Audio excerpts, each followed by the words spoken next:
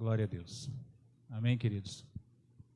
Cumprimentamos a todos os irmãos que estão nos assistindo nesta noite, a Igreja do Senhor, com a paz de Jesus Cristo. Hoje eu me sinto muito alegre de estar mais uma vez aqui na casa do Senhor, com todas essas mudanças, né? Com todos esses meios de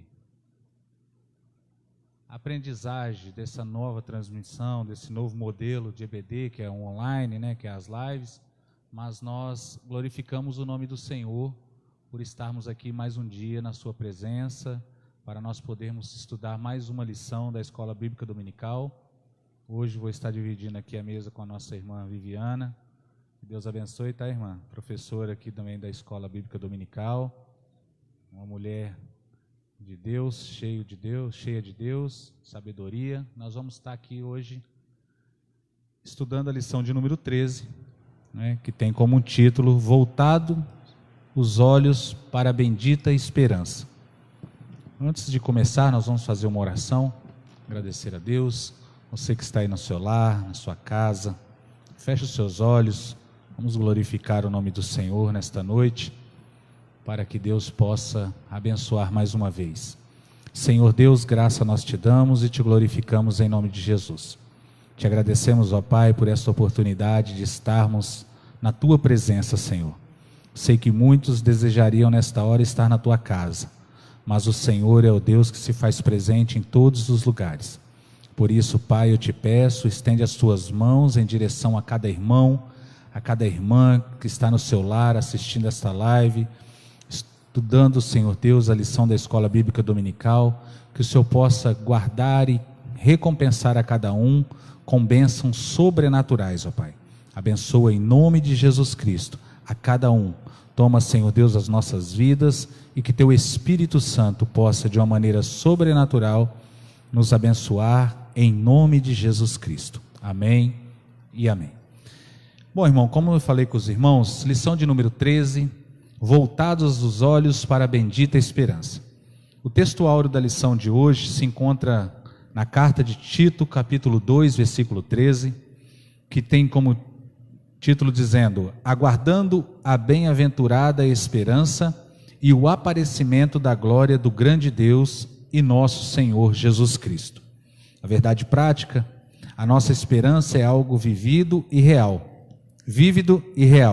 Não se baseia em utopia e nem em imaginação humana, mas em fatos revelados na palavra de Deus e confirmados pela história. A leitura bíblica em classe se encontra no livro de Atos, do capítulo 1, do versículo 6 ao 11, que diz assim: aqueles, pois, que se haviam reunido, perguntaram-lhe, dizendo: Senhor, restaurarás tu neste tempo o reino a Israel? E disse-lhes: não vos pertence saber os tempos ou as estações que o Pai estabeleceu pelo seu próprio poder, mas recebereis a virtude do Espírito Santo, que há de vir sobre vós, e ser-me-eis testemunha tanto em Jerusalém, como em toda a Judéia e Samaria, e até os confins da terra. E quando dizia isto, vendo-os, ele foi elevado às alturas, e uma nuvem o recebeu, ocultando-o a seus olhos. E estando com os olhos fitos no céu, enquanto ele subia, eis que junto deles se puseram 2 varões vestidos de branco, os quais lhes disseram: varões galileus, por que estáis olhando para o céu? Esse Jesus que dentre vós foi recebido em cima no céu, há de vir assim como para o céu o vistes ir. Amém? Glorificado é o Senhor. E hoje eu estava dando uma olhada, né, irmã Viviana? E nós estudamos aí 12 lições, né, irmão, esse trimestre. Os irmãos que estiveram aí afinco, estudando, não faltaram as aulas, mas mesmo que faltaram, pegaram durante a semana, leram a lição. Nós vamos ver que essa lição que falou o verdadeiro pentecostalismo, né? Na lição primeira aí, a pessoa do Espírito Santo, a atuação do Espírito Santo no plano da redenção, o batismo no Espírito Santo, a atualidade dos dons espirituais, o fruto do Espírito, o eu crucificado, santificação, comprometidos com a ética do Espírito, cultuando a Deus com liberdade e reverência, comprometidos com a palavra de Deus, vivendo o fervor espiritual. O Senhor Jesus cura hoje, compromissados com a evangelização e a urgência do discipulado. Todas essas 12 lições, o comentarista ele usou, dessas lições para nos revelar a verdadeira operação da terceira pessoa da Trindade, que é o Espírito Santo de Deus. E tudo isso que nós aprendemos durante esse trimestre não seria de nada válido nessa lição tão bem elaborada, que é voltados os olhos para a bendita esperança.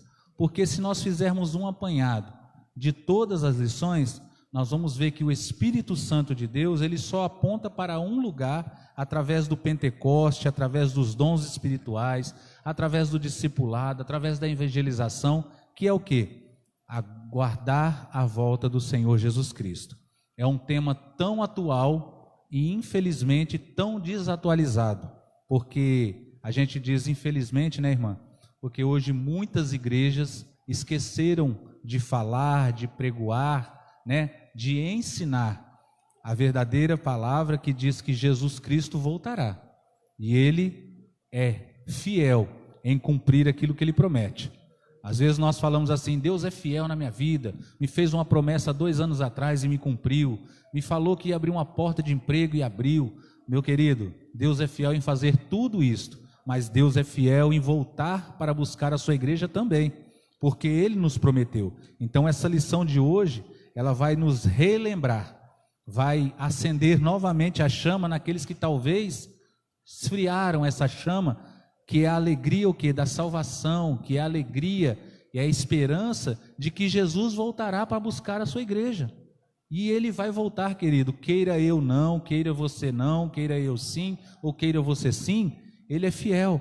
No textual, na leitura bíblica em classe aí que nós lemos, os varões disseram: esse Jesus que dentre vós foi recebido em cima no céu, há de vir assim como para o céu vistes ir. Então, a promessa foi lançada e a promessa vai se cumprir. Jesus Cristo voltará. E nós estudaremos nessa lição de hoje a respeito da volta de Jesus e da esperança que devemos estar firmados aos pés do Senhor. Eu vou ler agora a introdução e logo após vou passar para a nossa irmã Viviana, que ela vai aplicar o primeiro tópico aí para os irmãos, em nome de Jesus. Eu creio que vai ser uma bênção essa lição hoje. Eu creio que você que está nos assistindo, se tiver alguma pergunta, se tiver alguma dúvida, deixa aí para nós aí, nós vamos procurar responder também, Manda um like aí para nós, manda um oizinho que você está assistindo, que você está gostando da lição, amém, queridos? A introdução. A expressão bendita esperança se refere à segunda vinda de Cristo, que é a esperança da igreja desde que Jesus retornou ao céu. Essa expectativa vem aumentando à medida que o tempo vai passando. A presente lição pretende esclarecer quão breve será esse evento para que cada um mantenha a vigilância e a fidelidade. Amém, queridos? Irmã Viviana, que Deus abençoe. Glória a Deus. A paz do Senhor a todos, Paz dos irmãos, é com grande alegria que a gente está aqui, junto com o presbítero Fabiano, para ministrarmos a palavra do Senhor, e já enfatizando que essas lições verdadeiramente foram fortes. Eu sempre digo na escola dominical que são confrontos, A palavra do Senhor é confronto conosco. E nós estamos aqui 13 lições, hoje é a 13ª, e eu quero dizer para os irmãos que o Senhor Deus falou aos nossos corações, nos ensinou, nos aproximou mais.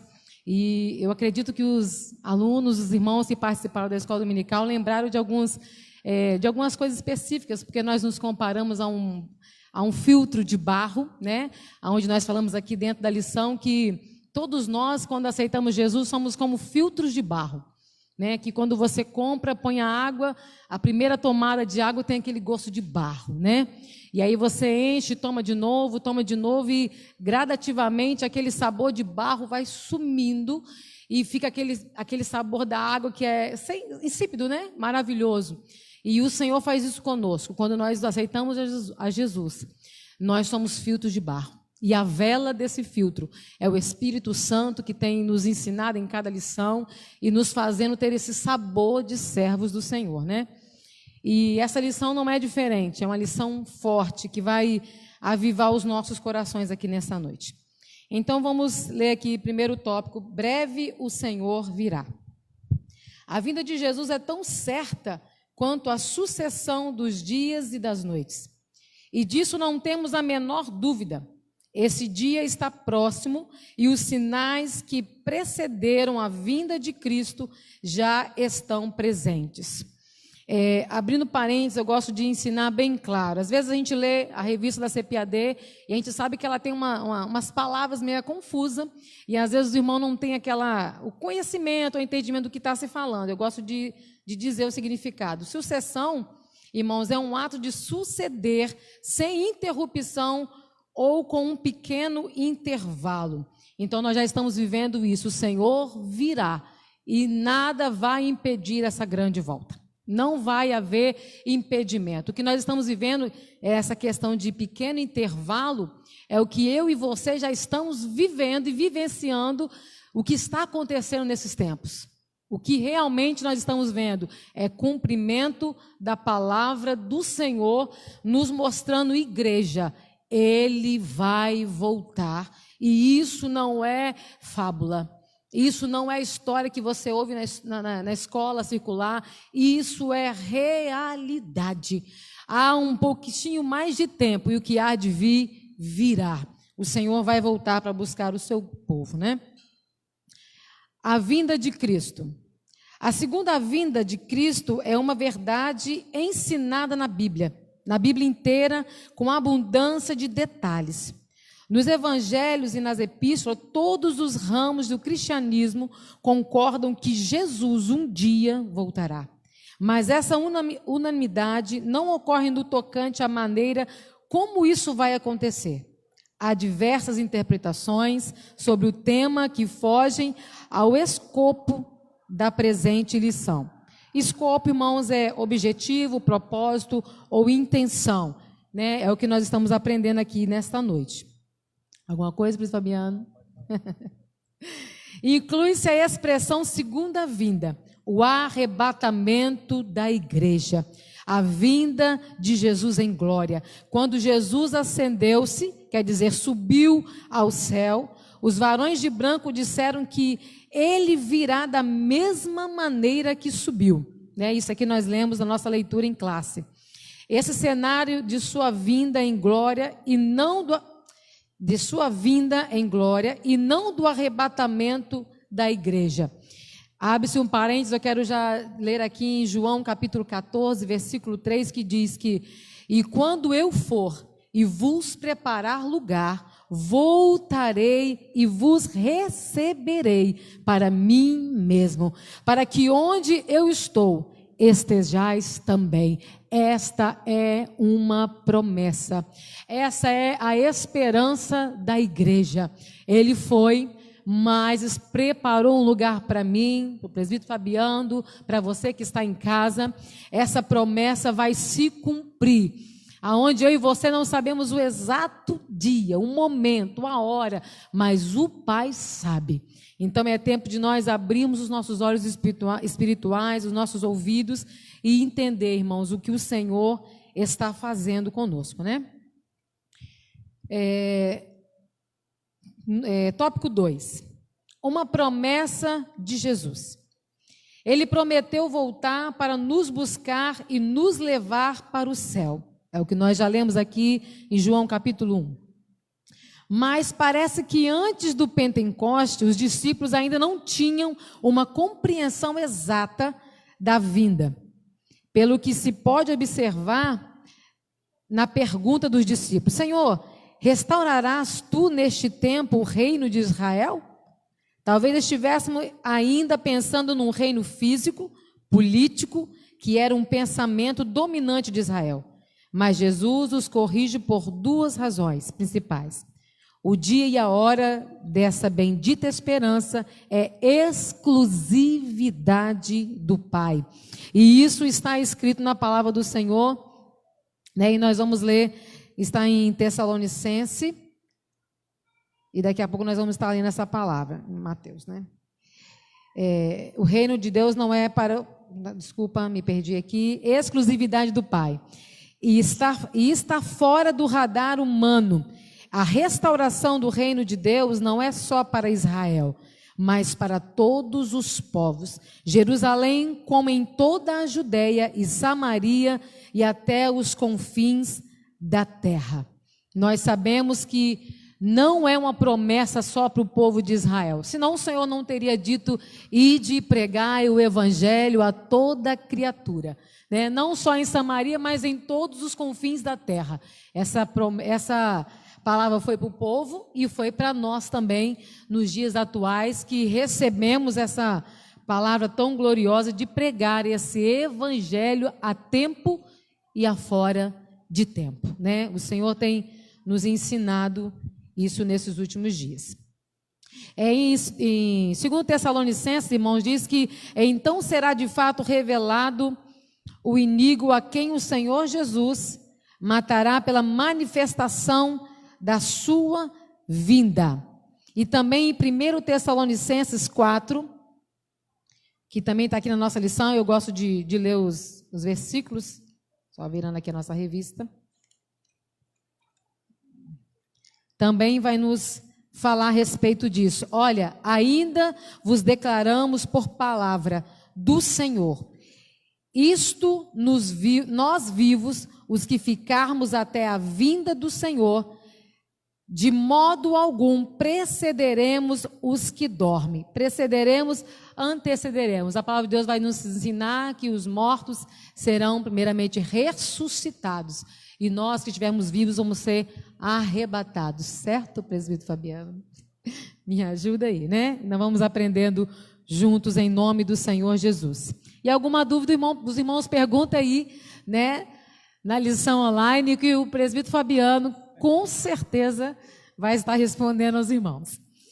Vamos lá. O dia se aproxima. Glória a Deus por isso. E não é brincadeira, igreja, é verdade. Talvez você está aí temeroso na sua casa, preocupado com tudo isso que está acontecendo, com tantas notícias, mas a notícia que nós temos para dizer aos irmãos, Jesus está às portas. Ele vai voltar para nos buscar, né? Sabemos que a vinda de Jesus está próxima, pelos sinais claros que o Senhor Jesus nos deixou. Pregamos por toda a parte que Jesus breve vem.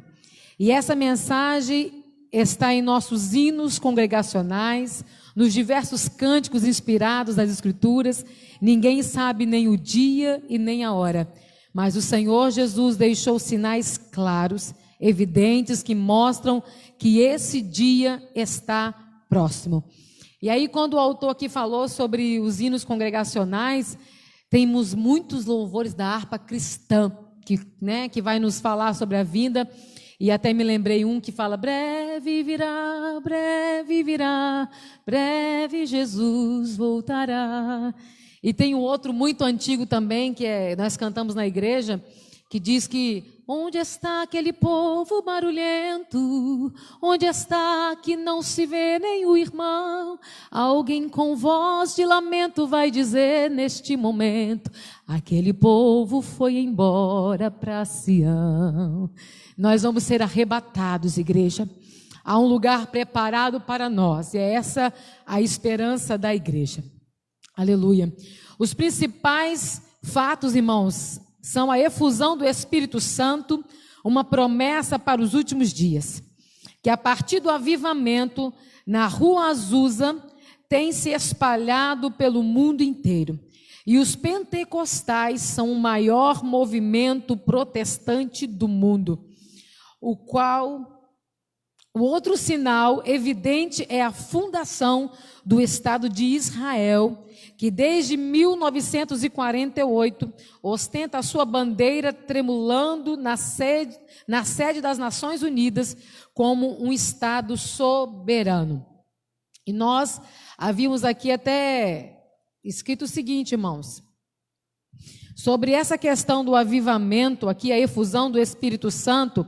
Efusão é o quê? É derramamento, espalhamento, isso significa efusão. E outra coisa, a questão da Rua Azusa, presbítero Fabiano, às vezes a gente lê umas coisas na lição, como eu já disse aqui, e você passa por cima e não entende o que está lendo. Mas como assim? Que negócio de Rua Azusa é essa, né?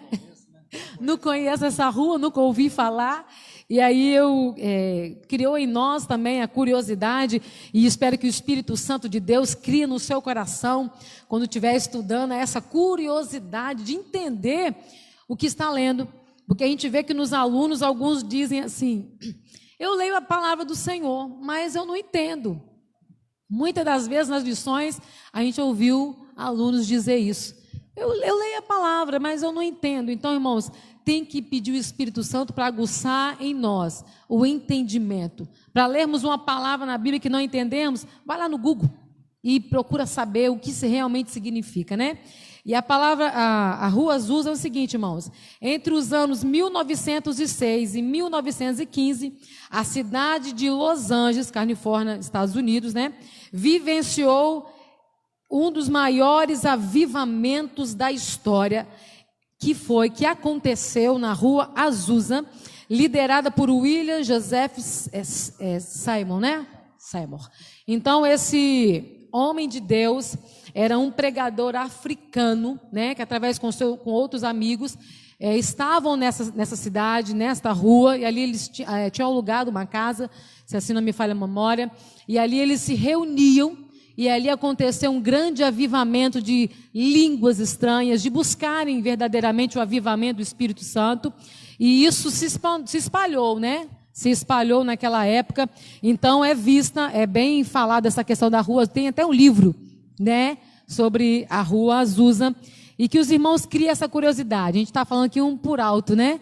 Mas no Google você tem muito mais informações a respeito disso aí. E sobre a questão de Israel, todos nós que às vezes vê a mídia, você vê o que verdadeiramente tem acontecido, né? E isso também, irmãos, é mais um marco de que o Senhor está às portas. Tudo que está na palavra do Senhor está se cumprindo. A Bíblia vai dizer o seguinte, que céus e terra passarão, mas as minhas palavras não hão de passar. Não vai passar, irmãos, tudo vai se cumprir, como já tem se cumprido muita coisa nesses últimos tempos, né? Amém? Passa aqui para o irmão. Glória a Deus. Verdadeiramente, né, irmãos, pegando um gancho aqui da nossa professora Viviana, a Rua Azusa, ela foi um avivamento muito importante para todos os pentecostais, né, que somos hoje, né, através do avivamento da Rua Azusa, que Daniel Berg e Gunnar Ving conheceram, né? Foram batizados com o Espírito Santo, e através da vida daqueles dois suecos eles vieram para o Brasil, né? E hoje nós vivemos aí a Assembleia de Deus do Brasil, uma das maiores, né, denominações protestantes evangélicas do mundo, e graças a dois homens que passaram por Los Angeles, souberam do avivamento na Rua Azusa pelo Simon, e lá eles foram batizados com o Espírito Santo e revelados por Deus para poderem virem ao Brasil para, né, apregoar a palavra, que eles foram rejeitados, como alguns conhecem a história, né, da Assembleia de Deus, como surgiu, foram rejeitados porque estavam numa igreja que não aceitavam os dons, mas ali algumas pessoas creram no que aqueles dois suecos falaram e foram ali também cheios do Espírito Santo, e ali iniciou-se a Assembleia de Deus do Brasil, que é uma das maiores, né, denominações evangélicas cristãs do mundo, né? E a respeito de Israel, né, que o comentarista aqui cita como um dos sinais que nós muitas das vezes pegamos, né, Ezequiel capítulo 37, falamos dos vales dos ossos secos, mas a Ezequiel 37 também simboliza, né, a restauração de Israel como nação. Israel tinha sido destituída de nação, e através de uma guerra ela voltou a ser considerada uma nação novamente. Então ali, Ezequiel 37, quando o exército se levanta, se forma o exército novamente, aqueles vales dos ossos secos, se cumpriu essa parte da profecia, quando Israel se retorna novamente a ser uma nação diante do mundo, né? E aqui o comentarista diz que a sua bandeira está tremulando na sede das Nações Unidas como Estado soberano. Então, tudo vai se cumprindo, irmão. Os sinais estão aí, né, se cumprindo a cada dia mais, e nós estamos na esperança de que Jesus voltará para buscar a sua igreja lavada e remida pelo seu sangue. Tá? Segundo ponto, né, irmãos, a necessidade da vigilância. A vigilância se faz necessária porque ninguém sabe o dia da vinda de Jesus. Entendemos como vigilância o ato ou efeito de vigiar, o estado de quem permanece alerta, de quem procede com precaução para não correr risco. Devemos permanecer acordados, atentos no cuidado de não nos afastarmos de Jesus e aguardar a bendita esperança. Todas as vezes que, irmã Viviane, que se fala em arrebatamento, volta de Jesus, eu me apego sempre ao apóstolo Paulo, no que ele falou na sua carta aos Tessalonicenses, né, ensinando ao povo de Tessalônica. Quando ele pega no capítulo 4, ele vai dizer: olha, irmão, não quero, porém, que os irmãos sejais ignorantes, né, a respeito dos que dormem, né, porque ante a última trombeta ele voltará com voz de arcanjo, os mortos ressuscitarão primeiro e nós que estamos vivos seremos arrebatados. Irmãos, se o cristão, se o crente, ele tiver a vigilância como os apóstolos tinham, né, como a igreja primitiva tinha, porque quando você pega esse texto e você vai ler ele, você parece que você está lendo para nós, os dias de hoje. Mas Paulo, ele não estava falando para ninguém do século 21.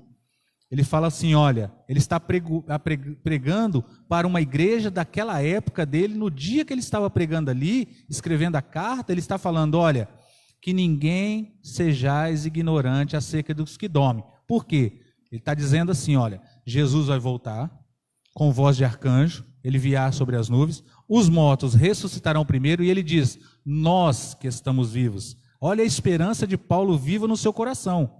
Nós que estamos vivos, ele está dizendo para ele e para os irmãos de Tessalônica, seremos arrebatados. Paulo, eu entendo na minha cabeça, que às vezes eu fico viajando, eu entendo que Paulo acordava de manhã e falava, olha, eu não posso parar, porque Jesus volta hoje. E aí ele caminhava o dia todo, escrevia as cartas, fazia a obra, deitava, dormia, no outro dia ele acordava, Jesus não voltou, mas hoje ele volta. A esperança de Paulo era tão contínua dia a dia, que quando ele chega lá em Timóteo, na segunda carta de Timóteo, ele vai dizer o quê? Combati um bom combate, encerrei a carreira, mas guardei a fé. Paulo está dizendo para ele, falando o seguinte, olha, Timóteo, todos os dias depois do meu encontro a caminho de Damasco, eu esperei Jesus voltar. Todos os dias que eu acordei, a minha esperança estava viva na volta de Cristo. Mas ele não voltou. Mas não tem problema, sabe por quê? Eu estou prestes à beira da morte, mas eu combati um bom combate. Eu estou encerrando a minha carreira, mas eu guardei a minha fé. O que me resta agora é a minha coroa de justiça, que está na mão do meu justo juiz. Então Paulo, ele viveu dia após dia na esperança que Jesus vai voltar. Então a vigilância do cristão, a vigilância do crente é essa, é aguardar com ansiedade, com esperança a volta de Cristo. Por quê? Porque aqui, ó, em 1 Tessalonicenses, capítulo 5, no versículo 2, o apóstolo diz assim, ó, porque vós mesmos sabeis muito bem que o dia do Senhor virá como ladrão de noite. Ninguém sabe a hora que o ladrão vem assaltar a pessoa, senão ninguém era assaltado, irmão. Todo mundo se resguardava, se escondia, né? Guardava os seus pertences, arrumava um jeito de o ladrão não poder pegar, mas o ladrão, ele vem subitamente, ele toma as suas coisas, ele invade a sua casa, ele invade, né, aquela situação de uma maneira súbita, que ninguém espera, mas o Senhor vai vir também nesse momento, a qual talvez ninguém esteja esperando, mas o crente vigilante, o crente que aguarda com vigilância, ele está o quê? Preparado para isso. Por quê? Porque ele não está distraído. O próprio Senhor Jesus disse, olha, nos dias do Filho do Homem serão como nos dias de Noé, que comiam, bebiam, casavam e davam sem casamentos. Existe algum pecado em comer e beber? Não. Existe algum pecado em casar e dar-se em casamento? Não. O que Jesus está dizendo é que as pessoas nos dias de Noé, como ele também cita nos dias de Ló, as pessoas só se percebiam ou só se preocupavam com as coisas do mundo. Ninguém se preocupava com nada. Noé dizia, olha, vai chover. O povo não dá, pai Noé, nunca choveu. Como é que vai chover? O povo só se preocupava em quê? Comer, beber, casar, dar-se em casamento, somente com as coisas do mundo, somente com as coisas terrenas. E ninguém olhava para as coisas do alto. E Noé dizendo, olha, vai chover. Mas ninguém se preocupava. Na hora que a chuva chegou, a porta se fechou da arca, né? E ninguém pôde entrar. Por quê? Porque a porta se fechou pelo lado de fora e quem fechou a porta foi a mão de Deus. Assim será também no dia da volta de Cristo. As pessoas estão vivendo, nós estamos vivendo, cercados com as coisas do mundo, é pandemia, é desemprego, é assolação, é morte, é tristeza, tudo isso, porém, nós temos que estar ligados também nas coisas do alto. Por quê? Porque são sinais da volta de Cristo. Fique à vontade, irmã. E, professor Fabiano, eu acho interessante, dentro disso que você falou aí, que talvez você já ouviu também, muitas pessoas estão vivendo assim, com essa pandemia, eu não sei se eu posso morrer amanhã, então eu vou viver tudo que eu tenho que viver hoje. Vou viver o que eu tenho que viver agora, porque amanhã, eu vou comer, eu vou fazer isso, vou fazer aquilo outro. Mas você observa que não se preocupa com a sua vida com o Senhor. Aí às vezes a pessoa, estou preocupada em pegar esse vírus, estou preocupada em morrer. E algumas vezes eu perguntei para a pessoa, mas você está preocupado como está a sua vida se você morrer? Porque eu acho que a preocupação da noiva, da igreja, a nossa preocupação maior é, se eu pegar e se for da vontade do Senhor me levar, como eu estou. Essa é a preocupação da noiva. Não em viver o agora, por causa da pandemia, eu vou curtir porque essa pandemia, amanhã você viu? Fulano morreu tão novo. Irmãos, o Senhor está nos alertando nesta pandemia. É necessário olhar por dentro de cada um de nós, como eu e você estamos, se for da vontade do Senhor nos levar, pegarmos esse vírus e o Senhor nos levar, estamos prontos para sermos levados pelo Senhor, porque a vinda do Senhor vem para nós todos os dias, cada um que morreu hoje, veio o Senhor para ele, então que viemos nos preocupar, não em viver o dia, eu quero viver hoje porque amanhã só Deus sabe. Claro que só Deus sabe. Mas como está a minha, a sua, a nossa vida diante do Senhor, diante dessa palavra que está aqui hoje abrindo os nossos olhos. Olha, eu estou às portas, eu vou voltar. Não quero saber se você está preocupado com o teu trabalho, está preocupado. Não, eu quero saber como está a sua vida diante de mim. Né? Então essa é uma preocupação que o Senhor tem aberto os nossos olhos, né? Nesses últimos dias. É verdade. E exortação da vigilância, né? O Senhor Jesus nos exorta com ênfase sobre a necessidade da vigilância. Vigiai, pois, porque não vos sabeis a hora há de vir o vosso Senhor, né? Mateus 24, 44. A razão disso é porque ninguém sabe quando vai acontecer a sua vinda. Essa era também a preocupação nos ensinos dos apóstolos, né? O apóstolo Paulo lá em 1 Tessalonicenses, o apóstolo Pedro, no capítulo 3 da sua carta também, né? 2 Pedro, ele vai falar sobre isso. O ensino de Jesus nas diversas parábolas e nos discursos escatológicos, como em Mateus 24, Marcos 13, Lucas 21, dá muita ênfase à necessidade de os crentes estarem atentos. Ou seja, Jesus Cristo, ele sempre exortou no seu ministério terreno, né, ele sempre exortou as pessoas a deixarem o pecado, acreditarem, né, mostrou a pessoas acreditarem que ele verdadeiramente é o Filho de Deus, que ele verdadeiramente veio para libertar os cativos, mas principalmente, né, alertou a respeito da segunda vinda que ele teria, porque essa segunda vinda vai acontecer, irmãos, queira você sim, queira você não, como nós falamos aqui no início da aula, o Senhor Jesus, ele voltará para buscar a sua igreja lavada e remida. Por quê? Porque se ele prometeu, ele é fiel para cumprir, né? Os alarmes falsos aconteceram muitos líderes e grupos religiosos arriscaram-se em marcar a data da segunda vinda de Cristo.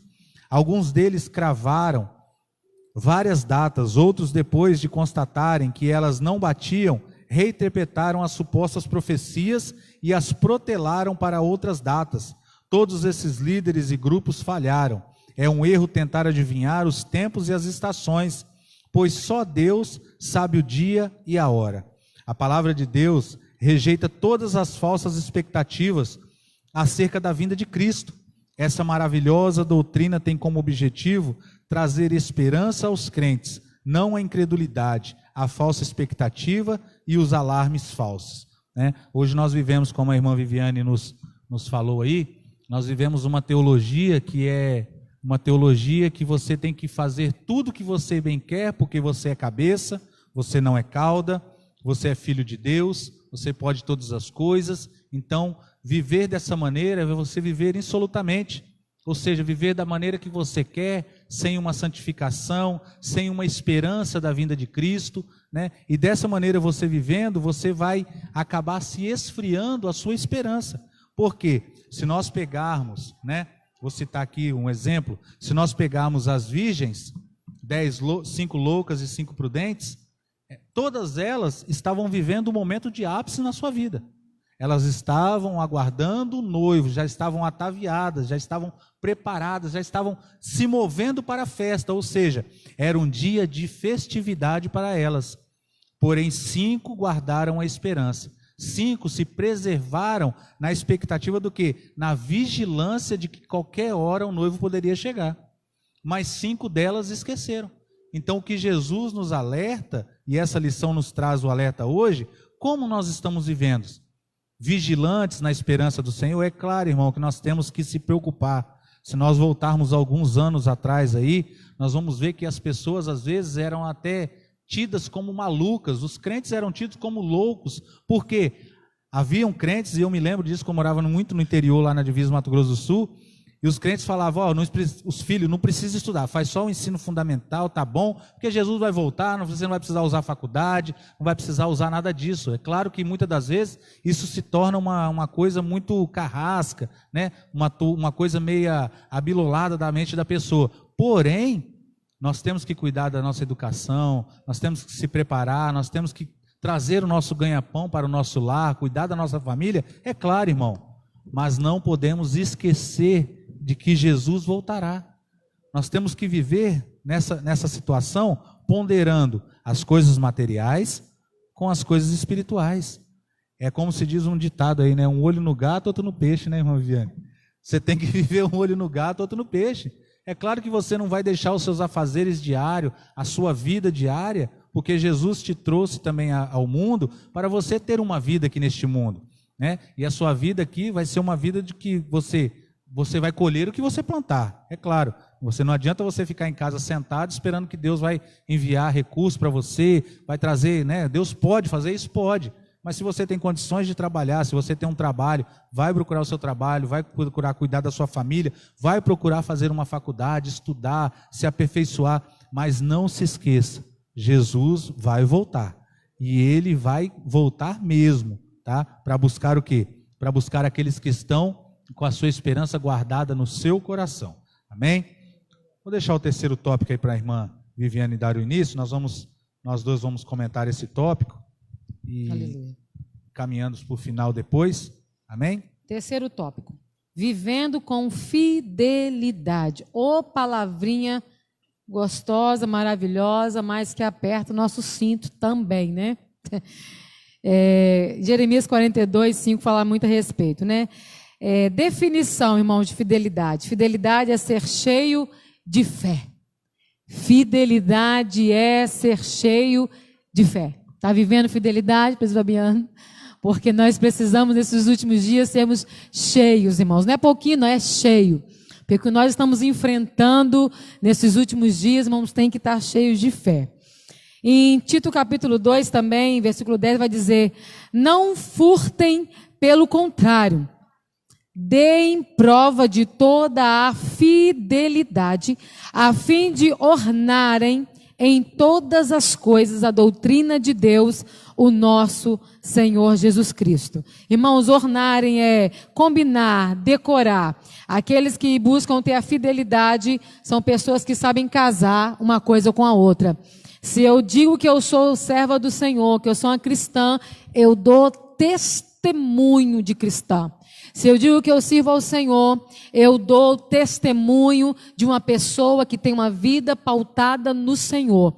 Porque o que adianta a gente dizer, eu sou serva, eu sou cristão, mas as suas atitudes não condizem, não combinam, não batem, não adornam com esse evangelho tão poderoso. Então, aqueles que amam o Senhor, que servem ao Senhor, precisam andar em ornamento, em combinação com aquilo que a gente diz, né, a respeito desse evangelho tão poderoso. Viver com fidelidade é adotar um estilo de vida cristã na esperança da vinda de Cristo. Assim como Deus é santo e exige santidade do seu povo, da mesma maneira, um Deus fiel exige fidelidade do seu povo. Não é o presbítero Fabiano, não é a irmã Viviane que exige isso, irmãos. É o Senhor, né? Nós precisamos melhorar. Eu digo muito isso na sala. Nós precisamos melhorar como servos, como filhos de Deus, porque todo filho se parece com o pai. A minha filha é a cara do pai dela todinha. Até alguns jeitos é parecido com o pai dela. Ela é filha do meu esposo verdadeiramente. Eu digo que eu sou filha de Deus. Mas como ser filha de Deus se as minhas atitudes, as minhas ações não condizem com aquilo que o meu Pai requer de mim? Então nós vemos dentro dessa palavra o quanto nós precisamos melhorar. Se tem algo que nós estamos vivendo que não condiz com este ensinamento, com essa palavra, nós precisamos rever os nossos conceitos e entender, eu sou filha de Deus, as minhas atitudes precisam ser de filhos de Deus. E o Senhor requer isso de mim. Todos os dias, Ele requer que eu busque ser santa, assim como Ele é santo. E abrir um parênteses, às vezes a pessoa não sabe, você é santa, irmãos. Santo é ser separado. Esse é o significado real da palavra santo. É ser separado do mundo, é ser separado dessa imundícia toda, é ter uma vida diferenciada, é você verdadeiramente andar em contramão com o mundo, é ter atitudes de servo. Isso é ser santo. Então, eu e você precisamos melhorar e pedir, Senhor, injeta em mim o teu DNA. Faz jorrar em mim o sangue do Senhor, para que a cada dia nós possamos ter uma mudança de vida, né? Uma mudança de servos. Glória a Deus. Às vezes as pessoas pegam, né? Costumam, eles falam assim, eu sou infiel, mas o meu Deus é fiel. Ainda que eu seja infiel, Ele é fiel. Aí a pessoa vai pegando isso daí, ainda que eu seja infiel, Ele é fiel. Ainda que eu sou infiel, Ele é fiel. E a pessoa nunca tenta ser fiel também.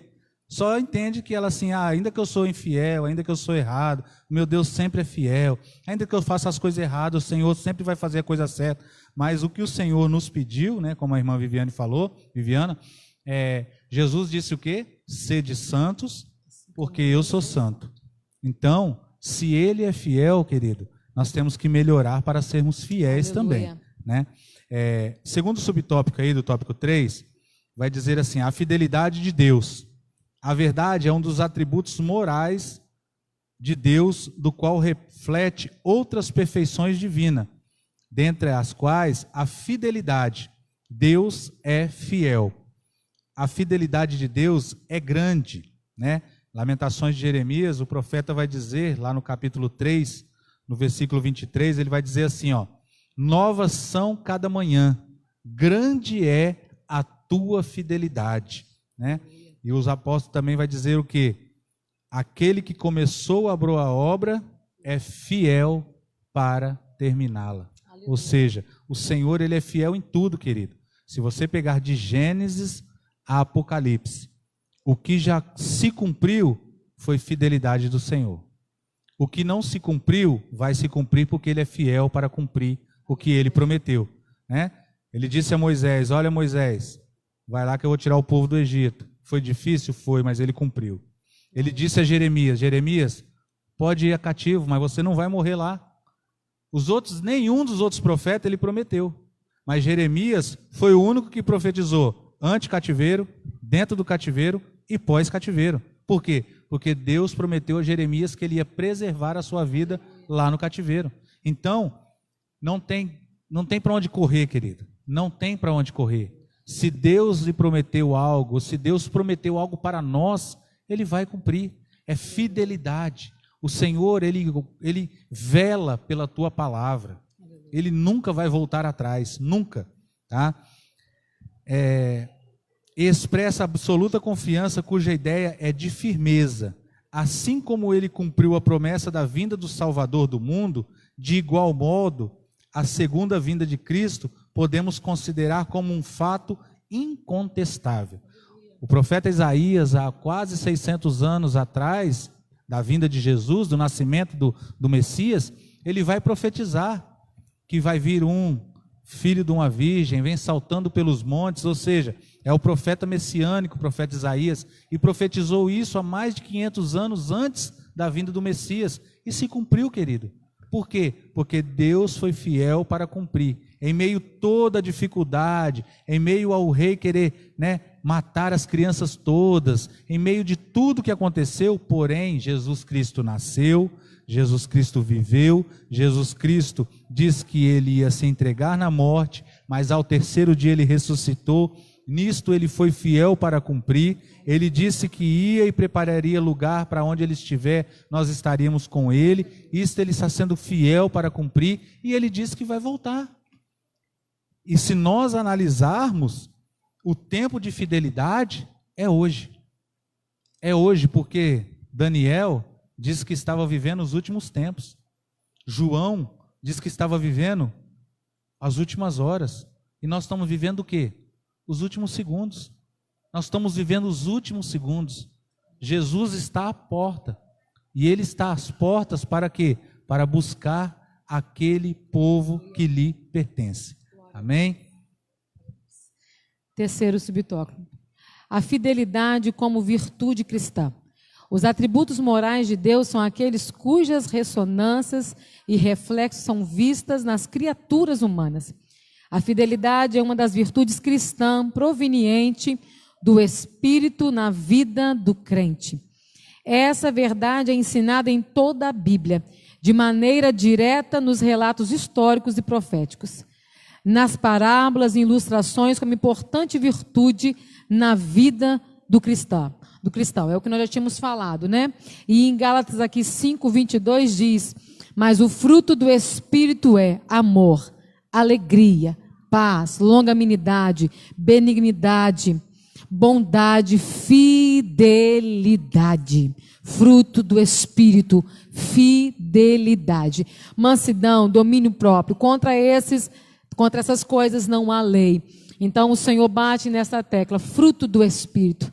Irmãos, nós nesses últimos tempos, a gente bate nessa palavra, precisamos nos achegar mais a Deus, a termos mais fidelidade com compromisso com a palavra do Senhor, compromisso como servos, compromisso como cristão.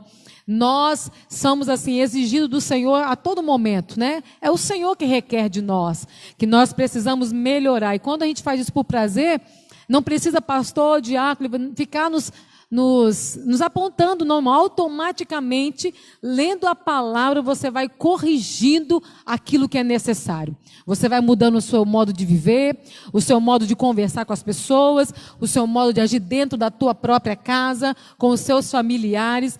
Então, o Senhor tem requerido de cada um de nós. Precisamos ter, irmãos, uma virtude de servos, termos fidelidade, compromisso de crente. Muitos vestem aí blusa do seu presidente, vestem aí blusas da pessoa que ele está, fazendo algum tipo de propaganda. Eu visto lá a blusa do meu salão, Viviana Vieira, eu visto lá. Então, assim, é como se eu estivesse vestindo o meu trabalho.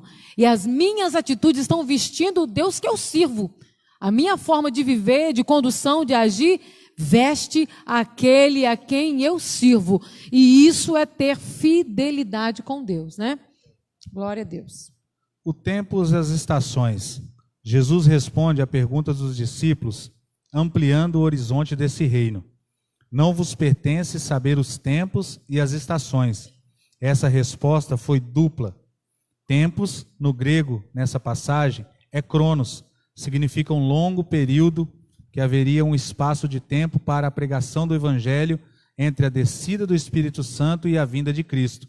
Estações neste verso é kairos, que significa ocasião, e se refere aos eventos críticos que devem acompanhar o estabelecimento do reino. Tempos e estações são prerrogativas de Deus, ou seja, irmãos, o Senhor, Ele sabe o tempo da sua volta. Ele entende que tudo que está acontecendo está dentro do controle de Deus. Nós costumamos dizer, nós acreditamos que nada foge do controle de Deus. O que às vezes nos entristece é quando você chega diante das pessoas e fala assim, rapaz, Jesus vai voltar, hein? Ou você fala, olha, se Jesus voltasse hoje, ah não, hoje não, deixa um pouquinho que eu não estou preparado. Irmãos, nós não estamos 100% na posição que nós deveríamos estar. Mas Provérbios vai dizer que a vereda do justo é como a luz da aurora, que vai pouco a pouco até se tornar um dia perfeito. Nós nunca vamos chegar a um patamar de 100% de santidade aqui nesta terra. Não, porque, como o apóstolo Paulo disse lá em Tessalonicenses, nós vamos ser arrebatados e tudo que é corruptível será transformado em corruptibilidade. Então, a 100% da nossa santificação será somente no céu. Mas a nossa alegria é que homens também, que eram falhos, que eram pecadores, assim como nós somos, alcançaram a promessa. Se você vê Hebreus, né, capítulo 11 lá, os heróis da fé, você vai ver homens que tinham fragilidades, que tinham defeitos, que tinham fraquezas. Elias, Moisés, todos esses homens, Davi, Daniel, Isaías, Jeremias, todos esses homens, eles tinham as mesmas dificuldades e passaram pelos mesmos problemas, ou talvez muitos maiores que nós, mas alcançaram. Por quê? Porque depositaram a sua esperança no Senhor. Quando nós depositamos a nossa esperança no Senhor, nós alcançamos a maior dádiva, que é o quê? A esperança de morar no céu. É a busca de Deus para o quê? Para estarmos juntos com Ele. Se você encontrar uma pessoa que não tem uma alegria no seu coração, de dizer que a esperança dela é morar com o Senhor, essa pessoa ela tem que ter um novo nascimento. Ela tem que ter um novo encontro com Cristo. Ela tem que pedir ao Espírito Santo que acenda novamente a chama do seu coração. Porque talvez essa chama, ela talvez não apagou. Mas o que acontecia na época, né, do templo, o sacerdote todos os dias tirava aquela cinza para que a chama sobre o altar não se apagasse. Talvez hoje, na reflexão dessa lição, quantos de nós precisamos remover a cinza dos nossos corações, para que a chama do avivamento, a chama do Espírito Santo, se acenda novamente no coração de cada um de nós, para podermos ter a esperança de que o dia que Jesus vier sobre as nuvens, como a irmã Viviane bem citou, né, os hinos da harpa, e diz um hino que quando a estrungir trombeta soar, o meu nome, Jesus, né, ouvirei chamar. Então, para que nós possamos ouvir os nossos nomes sendo chamado, e vai ser num abrir e fechar de olho. Foi o que Paulo encontrou de mais rápido naquela época. O abrir e fechar de olhos vai ser o arrebatamento da igreja. Então, que nesta noite, a palavra que nós queremos deixar sobre essa lição, de suma importância, como eu disse no começo, tão atual, mas tão desatualizada, porque muitos esqueceram de pregar e de anunciar que Jesus salva, que Jesus cura, liberta, batiza com o Espírito Santo, mas também leva para o céu. Esse mesmo Jesus que faz tantas coisas nas nossas vidas, irá voltar para buscar cada um de nós. E o desejo é do coração de Deus, porque a sua própria palavra diz que a vontade do Senhor, o desejo do Senhor é que todos se salvem e que ninguém se perca. Amém, queridos? Vou deixar a irmã Viviane com a conclusão e logo após a irmã Viviane também pode orar, tá bom, minha irmã? Eu quero, na verdade, até concluir com esse texto de João, capítulo 14, né, do 1 ao 3, que diz assim: não se turbe o vosso coração. Credes em Deus, credes também em mim. Na casa de meu pai há muitas moradas. E se assim não fora, eu vou-lo teria dito, pois vou preparar-vos lugar. E quando eu for e vos preparar o lugar, voltarei e vos recebereis para mim mesmo, para que onde eu estou, estejais vós também. Essa é a promessa do Senhor para nós, igreja. E essa é a esperança da noiva do Cordeiro. E morar neste lugar que está preparado para mim, para você, para todos nós, para você que está em casa. Não se turbe o vosso coração. Há um lugar para nós. Há um lugar. E nesse grande dia, assim como nós falamos, o Senhor vai chamar o nosso nome, um novo nome. E tem um lugar preparado para mim. Essa é a esperança, mediante a tudo que ouvimos e vivemos nesses últimos dias. É a esperança de que tudo isso aqui, irmãos, vai passar. Porque o que me aguarda é a eternidade. Então guarde isso no seu coração como a conclusão da palavra aqui nessa noite, da lição nessa noite. É promessa de Deus, há um lugar para nós. E é o que nós precisamos fazer, nos preparar para ouvir o Senhor chamar Viviana, Fabiano e os demais irmãos, em nome de Jesus.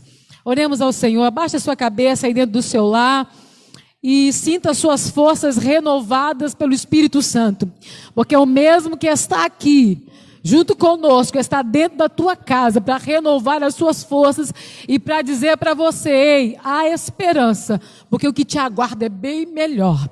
Senhor meu Deus, Pai querido e amado, nós rendemos graças ao Teu nome. E nesta noite, com os nossos corações jubilosos, Senhor, de esperança, de alegria, de fervor diante da Tua presença, nós Te glorificamos, porque o Senhor deixou essa promessa para a igreja, que o Senhor iria preparar um lugar, e aonde o Senhor estivesse, é do Teu prazer, é da Tua vontade, nos levar para estar contigo.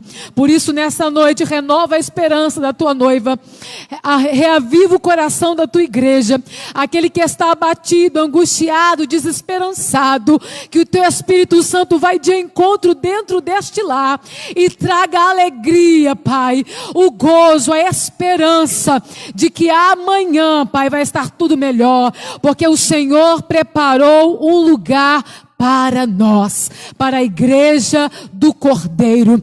Há um lugar para nós. Glória seja dada ao teu nome. Continua conosco ao decorrer deste culto, falando cada vez mais aos corações. É o que nós te pedimos e desde já te agradecemos, em nome de Jesus. Em nome de Jesus. Glória Amém, a Jesus. Glória Amém. a Deus. Que Deus abençoe a cada um dos irmãos. Semana que vem estaremos com a lição do novo trimestre, né?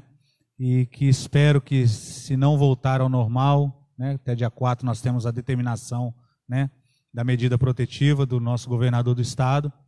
Então, talvez estaremos aqui novamente na live, mas lembrando que, assim que pudermos, estaremos retornando às atividades normais na nossa igreja, orando a Deus para que Deus possa repreender, né? Este vírus e passar logo, essa vacina se espalhe o mais rápido possível para que todos possam ser imunizados. Mas enquanto isso nós glorificamos o Deus, como diz o apóstolo Paulo, a tempo e fora de tempo. Que Deus abençoe, que você tenha uma ótima noite e que ele que puder, né, esteja ligadinho, que daqui a pouquinho vamos estar com o nosso culto online e vai ser uma bênção também, em nome de Jesus. Muito obrigado, irmã Viviana. Que Deus abençoe de uma forma sobrenatural. A todos que compartilharam conosco, que Deus abençoe em nome de Jesus. Amém?